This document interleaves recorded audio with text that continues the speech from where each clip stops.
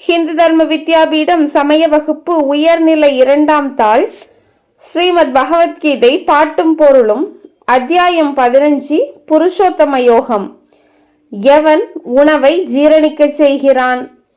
அகம் வைஸ்வானரோ பூத்வா பிராணினாம் தேகமாஸ்ரிதஹ பிராணாபான சமாயுக்தஹ பசாம்யன்னம் சதுர்விதம். அகம் வைஸ்வானரோ பூத்வா பிராணினாம் தேகமாஸ்ரிதஹ பிராணாபான சமாயுக்தஹ பசாம்யன்னம் சதுர்விதம். நான் வைஷ்ணவராக உயிர்களின் உடலை இருப்பிடமாய்க் கொண்டு பிராண அபானனுடன் கூடி 4 வகை உணவை ஜீரணிக்க செய்கின்றேன்.